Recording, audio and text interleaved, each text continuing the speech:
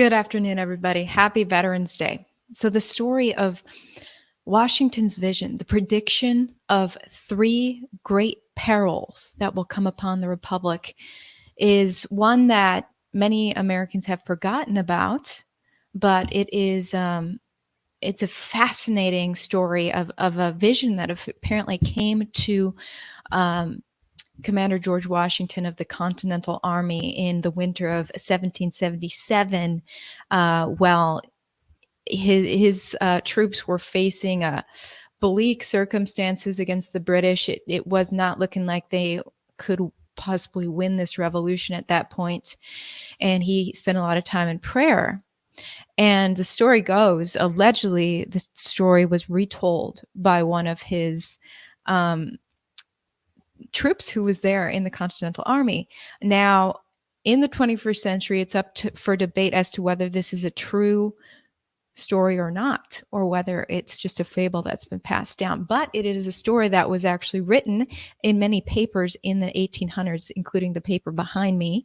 And we're actually gonna read the story straight from this 1800s paper from the Library of Congress, so that we can really see what the people of America in the 1800s were reading about George Washington. The story retold by this this man who says he heard Washington told the story before he died in the 1800s.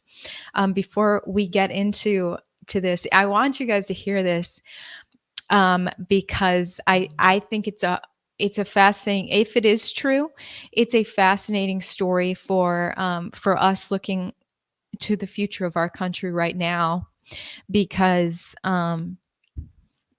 we're in uncertain times. And talking about these three great perils is one of the perils, the one we're kind of in right now. And I want to get your take on it as well. But I think it's a hopeful story. So I'm excited to tell you this story.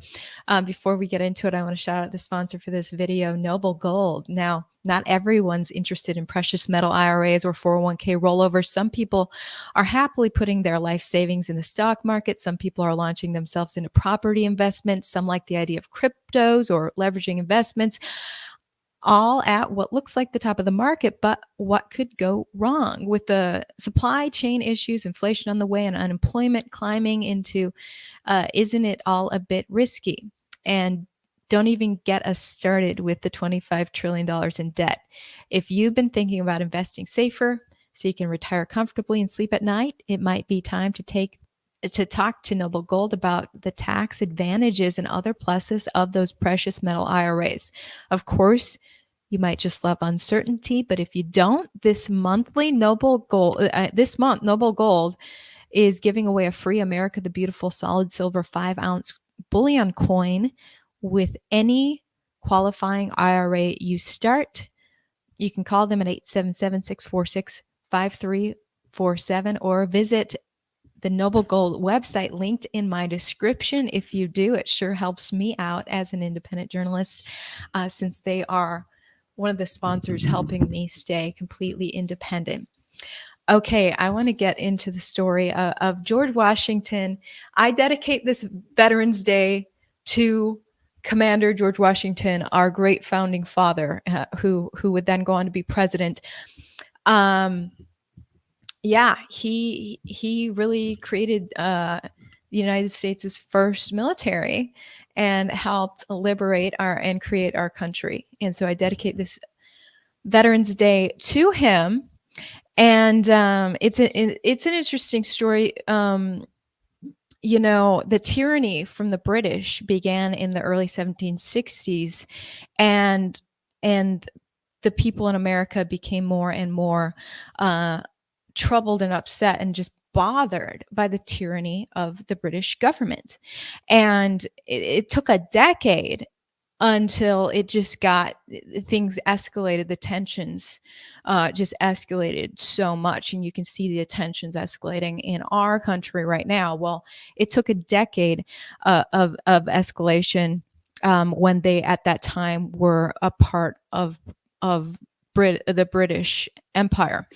And so from the early 1760s to the early 70s, and there was one at one point in April of that year that the British military was sent to arrest an American in Massachusetts. Well, the Americans caught wind of it, and they created a makeshift militia. Get this, they were actually a few American men were actually training for a few months that year.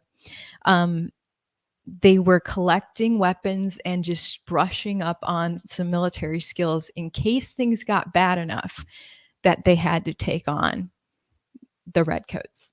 And so when they caught wind that one of their guys was supposed to be arrested by the king, they got ready. These guys who had been kind of secretly training, when the British came to arrest that guy, the Americans were right there with their little makeshift militia, and those were the first. That was the first gunfire of the Revolutionary War, and then it was that was 1775. So summer of that year, the Continental Congress created on paper the Continental Army, and they made George Washington the commander of that army, and he went off to Boston to try to get this ragtag militia into an actual American army, which was a daunting task when you are taking on the well-established, well-funded British Empire, and these ragtag Americans are going to see if they can take down this empire to own their own independence. It was daunting. And at the beginning, it was not looking good. George Washington lost some battles, and by winter of 1777, it was just really looking bleak.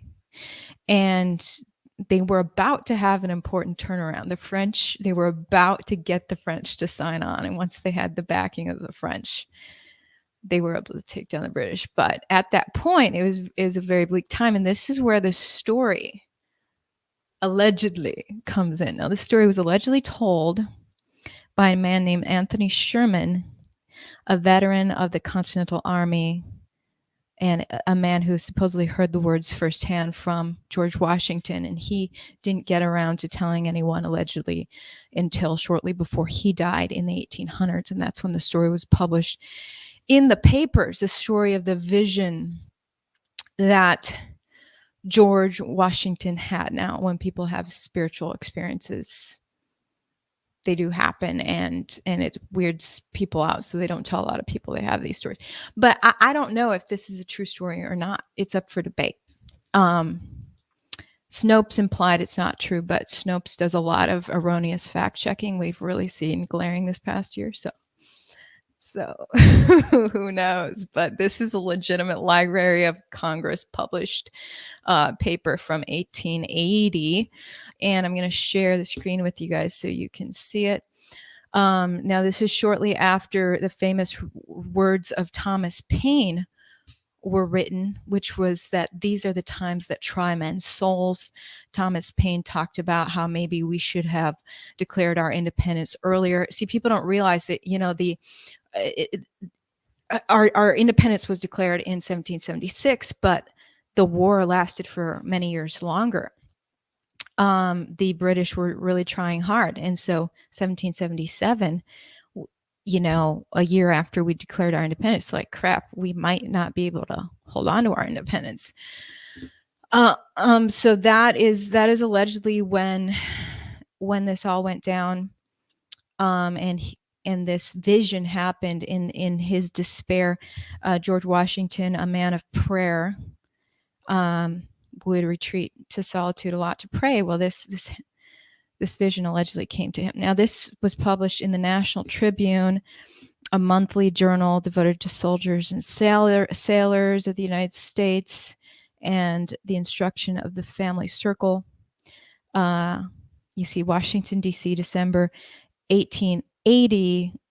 Allegedly, someone had requested this story. I think the story first reached the public in 1861, and then It began being published in papers across America after that. So here, George, it's Washington's dream.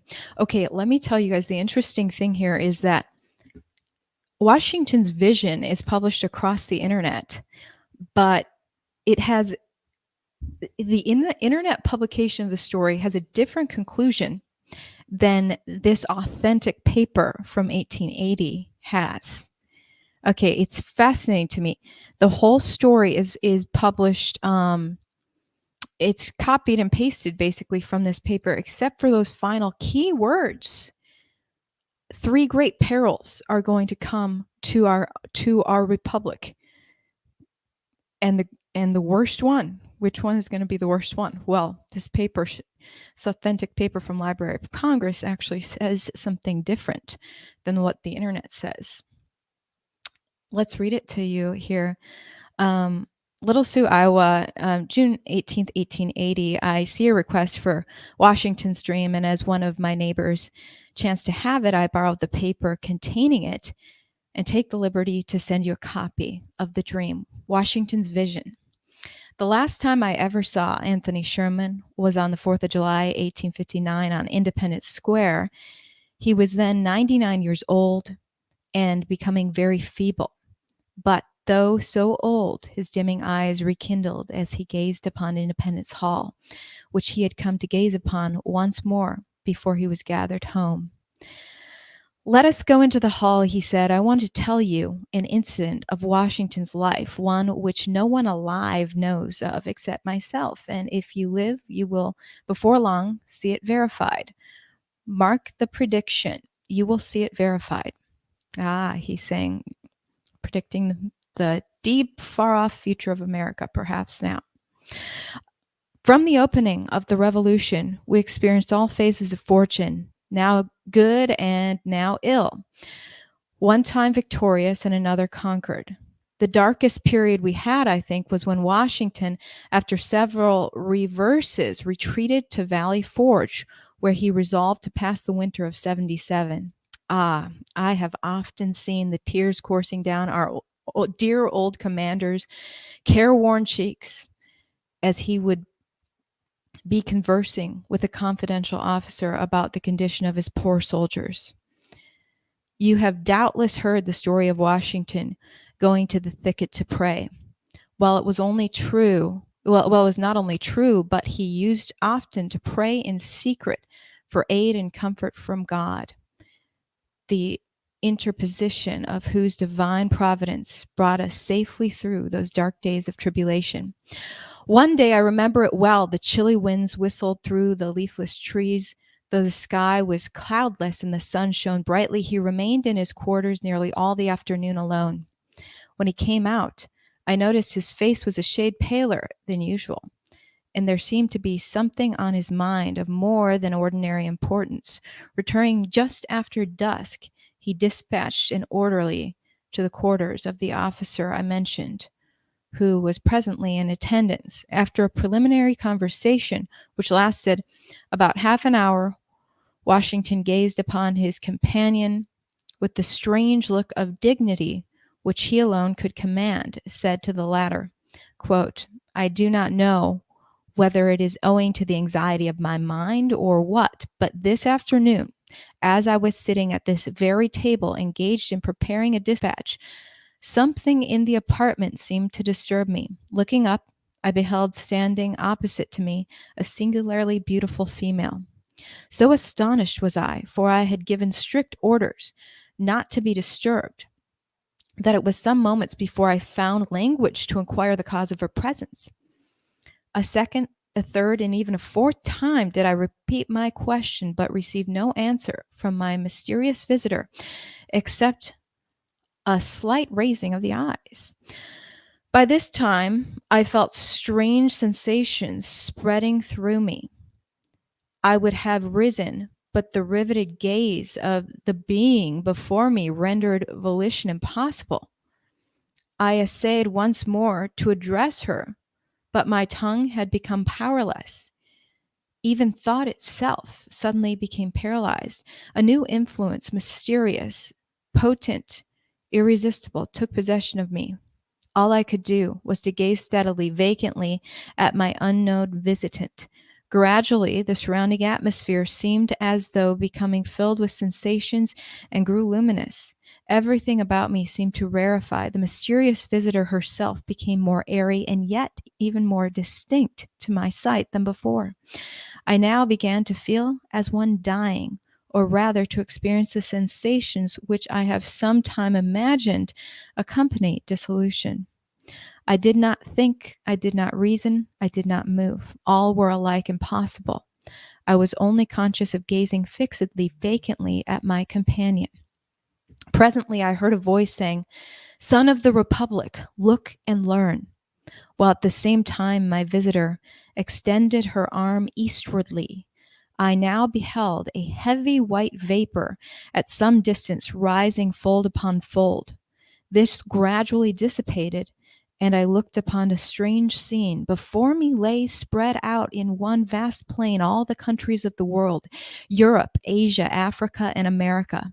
I saw rolling and tossing between Europe and America the billows of the Atlantic, and between Asia and America lay the Pacific. "Son of the Republic," said the same mysterious voice as before, "look and learn." At that moment, I beheld a dark, shadowy being like an angel standing, or rather floating in midair between Europe and America, dipping water out of the ocean. In the hollow of each hand, he sprinkled some upon America with his right hand, while with his left hand he cast some upon Europe. Immediately, a dark cloud raised from each of these countries and joined in mid-ocean. For a while, it remained stationary and then moved slowly westward until it enveloped America in its murky folds. Sharp flashes of lightning gleamed through it at intervals, and I heard the smothered groans and cries of the American people. A second time, the angel dipped water from the ocean and sprinkled it out as before. The dark cloud was then drawn back to the ocean, in whose heaving waves it sank from view. A third, I heard the mysterious voice saying, "Son of the Republic, look and learn." I cast my eyes upon America and beheld villages and towns and cities springing up one after another until the whole land from the Atlantic to the Pacific was dotted with them. Again I heard the mysterious voice say, "Son of the Republic, the end of the century cometh. Look and learn." At this, the dark, shadowy angel turned his face southward, and from America I saw an ill-omened specter approach our land. It flitted slowly and heavily over town and city of the latter. The inhabitants presently set themselves in battle array against each other. As I continued looking, I saw a bright angel on whose brow rested a crown of light on which was traced Union, bearing the American flag, which was placed between the divided nation, and said, quote, "Remember ye our brethren." Instantly the inhabitants, casting from them their weapons, became friends once more and united around the national standard. And again I heard the mysterious voice saying, "Son of the Republic, the end of the century cometh. Look and learn." At this, the dark, shadowy angel placed a trumpet to his mouth and blew 3 distinct blasts, and taking water from the ocean, he sprinkled it upon Europe, Asia, and Africa. Then my eyes beheld a fearful scene. From each of these countries arose thick black clouds that were soon joined into one, and throughout this mass there gleamed a dark red light, by which I saw the hordes of armed men who, moving with the cloud, marched by land and sailed by sea to America, which country was enveloped in the volume of the cloud. And I dimly saw these vast armies devastate the whole country and burn the villages and towns and cities that I beheld springing up. As my ears listened to the thundering of cannons, clashing of swords, and shouts and cries of millions in mortal combat, I again heard the mysterious voice saying, "Son of the Republic, look and learn." When the voice had ceased, the dark, shadowy angel placed his trumpet once more to his mouth and blew a long, powerful blast. Instantly, a light, as if of 1,000 suns, shone down from above me and pierced and broke into fragments the dark cloud which enveloped America. At the same moment, I saw the angel upon whose head still shone the word Union, and who bore our national flag in one hand and a sword in the other, descend from heaven, attended by legions of bright spirits. These immediately joined the inhabitants of America, who I perceived were well nigh overcome, but who immediately, taking courage again, closed up their broken ranks and renewed the battle. Again, amid the fearful noise of the conflict, I heard the mysterious voice saying, "Son of the Republic, look and learn." As the voice ceased, the shadowy angel for the last time, dipped water from the ocean and sprinkled it upon America. Instantly, the dark cloud rolled back together with the armies it had brought, leaving the inhabitants of the land victorious. Then once more I beheld villages, towns, and cities springing up where they had been before, while the bright angel, planting the azure standard he had brought in the midst of them, cried in a loud voice, "While the stars remain and the heavens send down dew upon the earth, so long shall the republic last." And taking from his brow the crown on which blazoned the word Union, he placed it upon the standard, while the people, kneeling down, said, "Amen." The scene instantly began to fade and dissolve, and I, at last, saw nothing but the rising, curling vapor I had at first beheld. This also disappeared. I found myself once more gazing on my mysterious visitor, who, in the same voice I heard before, said, "Son of the Republic, what ye have seen and is thus interpreted. 3 perils will come upon the Republic. The most fearful is second, passing which the whole world united shall never be able to prevail against her. Let every child of the Republic learn to live for God, his land, and the Union." With these words, the vision vanished, and I started from my seat and felt that I had seen a vision wherein had been shown me the birth, progress, and destiny of the United States. In union, she will have her strength; in disunion, her destruction. Such, my friends, concluded the venerable narrator, were the words I heard from Washington's own lips, and America will do well to profit by them. There we have the story of Washington's vision, winter of 1777 at Valley Forge. Do you guys think the story is true? It's a fascinating story, if true. But the fascinating thing is that all over the internet is published that there will be 3 great perils or wars in Washington's vision, and the greatest of them will be the third, which involves Europe, Africa, and the United States. But this paper here says the greatest peril will be the second, which involves it, it's not so much about Africa.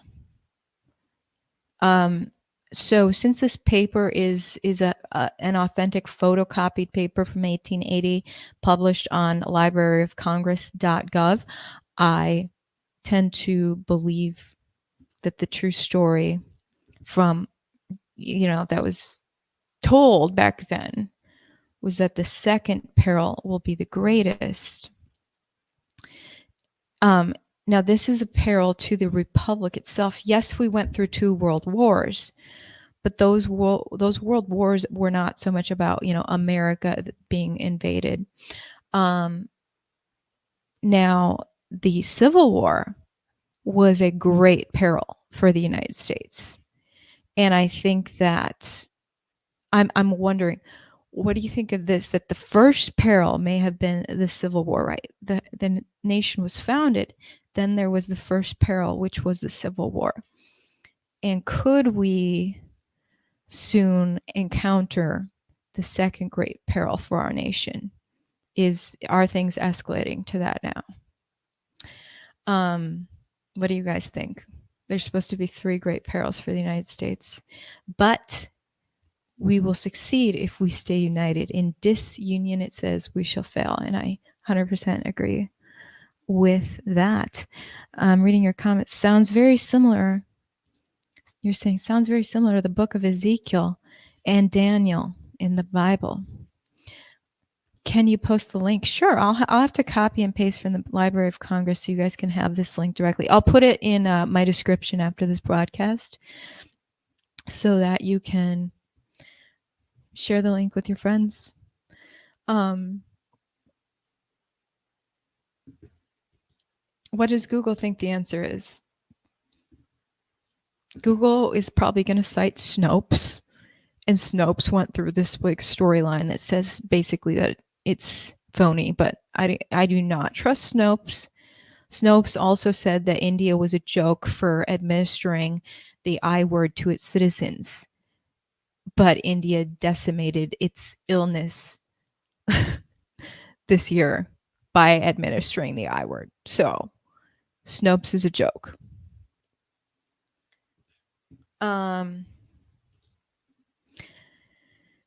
Charles Wesley Alexander, it says, is the original author.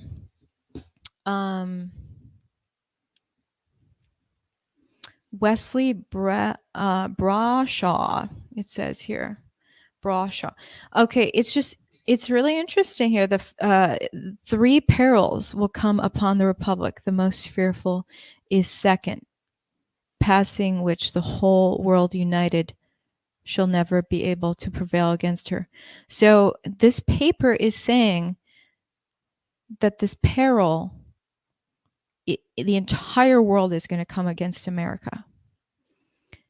It looked like the third peril is also going to involve Africa, but it's not as bad as the second peril. Yeah, Europe, Asia, and Africa. So it's really interesting that basically, allegedly, this vision of hope came to Washington in his despair in Valley Forge. It was really looking bleak, winter of 1777. I mean, Britain was an established military, and they were like, yeah, we're going to cut off these crazy little American militias.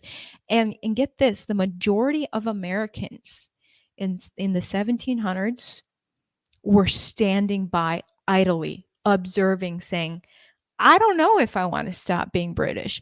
I don't know if these people joining the Continental Army are crazy wackos, radicals.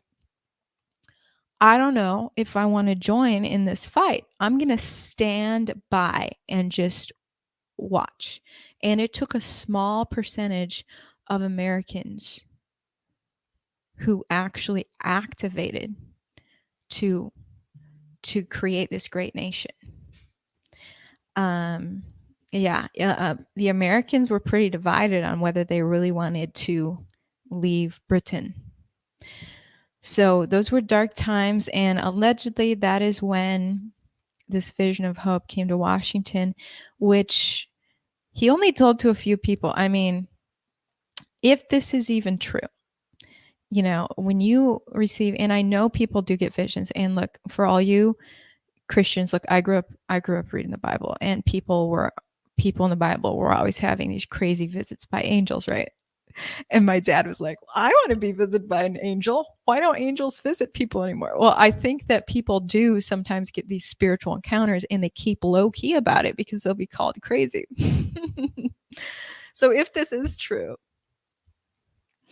there's a good chance George Washington stayed low key about it. He didn't want to be called crazy, right? So allegedly, one of his officers finally told the story in the mid 1800s, which then went on to get published in papers, and Snopes says it's made up. I don't know if it is. I think Snopes implied it was made up, and then other people's copied Snopes and said it is made up. But here we go. This person has visions. There you go. A lot of people have visions. It is great to get in touch with the unseen world. Many have visions.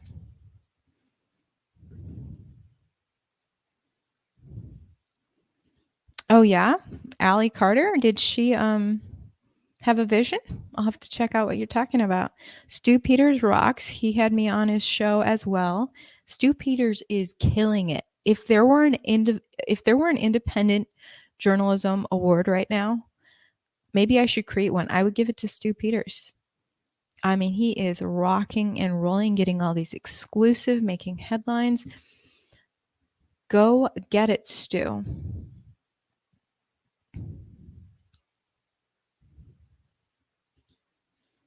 Against America equals against patriots. I can see that the world against us.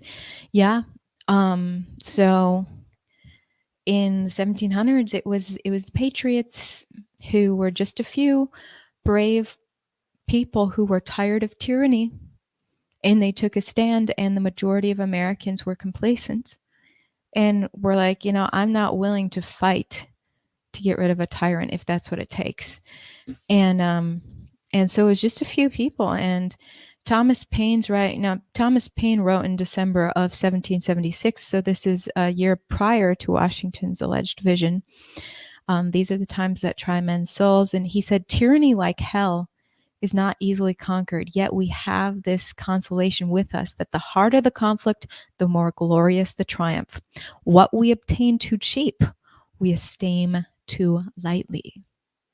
And he had great hope, and he wrote in that look, we Americans have been noble. We have tried for a decade with the British to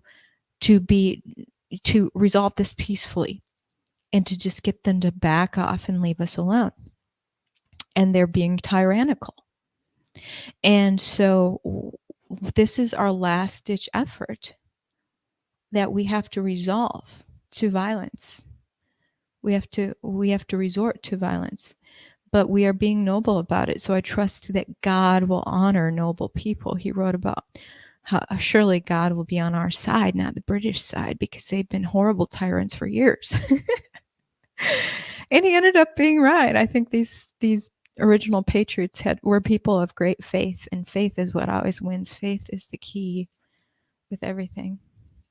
So anyway, I just love our founding fathers. George Washington is the perfect patriot and veteran to honor today, since it's Veterans Day. A lot of people don't think of George Washington as a veteran, but he founded our very first military, and he was out there with his troops in 1776, 1777. When it was looking bleak, he kept the faith.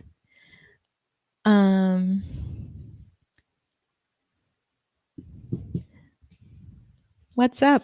Yeah, big developments with James O'Keefe. So, the feds took his 2 phones. He was just, the feds were just ordered by a judge to stop combing through his phones, which is huge for journalists everywhere. I mean, the way that they busted down his door, handcuffed him, and took his phone. They didn't bust down his door, but they banged on it, got him to open it after busting down 2 of his journalists' doors. And they took his 2 phones under the guise of saying that Ashley Biden's diary may have, it was stolen by someone, according to the FBI. And because James O'Keefe didn't alert the feds that it was stolen, he deserves to have his 2 phones taken. It was really a stretch. So it's good to see here this breaking news. The federal court has just ordered the DOJ to stop extracting data from our client, journalist James O'Keefe's phone, the attorney says, and ordered a hearing. Counsel for Project Veritas asked the court to do this yesterday. Nice.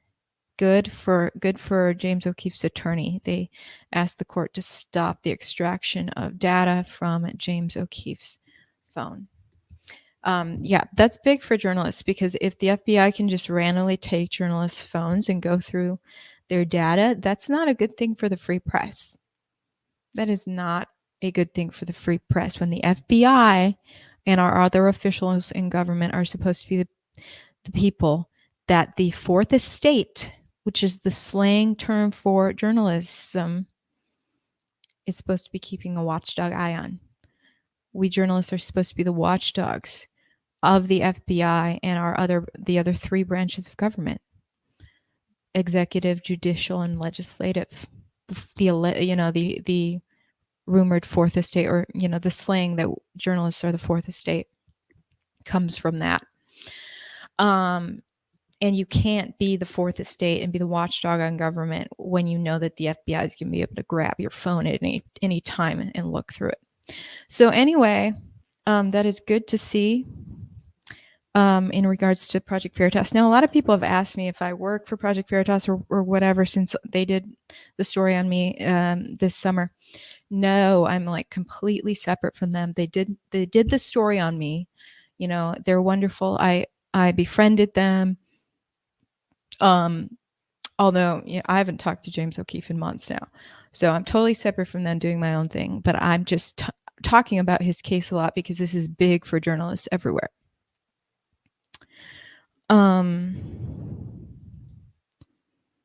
Yeah. So there you go. Reading your comments.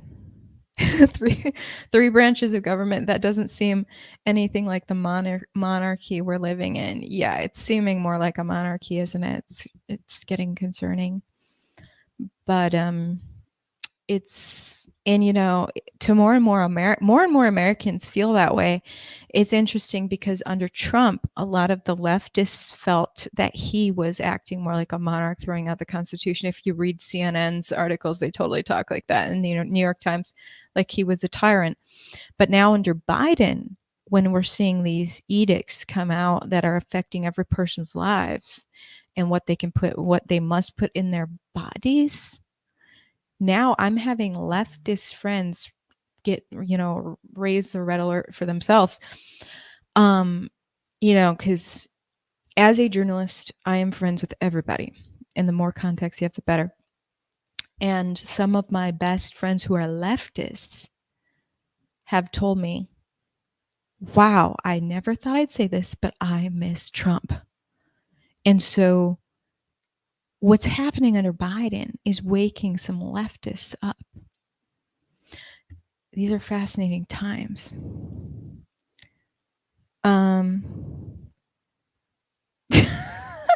What is this? Yeah, we're not dating. Yeah, that's a CNN rumor, right? Fake news CNN. Definitely not. Keep training patriots. Yeah, so the patriots of the 1770s, they were secretly training, at least for a few months. They were kind of low-key collecting weapons and brushing up on their military skills and tactics in case they had to go to war with the British. And I do know that some people in America are doing things like that right now. Interesting times. All right. I know we all love peace, but freedom's not free, is it? All right. It's been a pleasure spending this Veterans Day with you. And I hope that you continue to cherish American liberty and American exceptionalism, which is the uniqueness that we have in this great nation, of the individual pursuit of happiness and the chance at developing greatness through our own work that hasn't been seen in other countries throughout history. American exceptionalism. Have a wonderful Veterans Day, and love you guys. Thanks for the support. My YouTube is on the fritz. My YouTube guru told me that I have to delete my video from yesterday because the YouTube police are going to come after it. So unfortunately, that video is going to have to go away because YouTube is on to me hard. I've already received strikes. But thanks for all your support on my YouTube. Just trying to spread some love and truth and patriotism. See you guys later.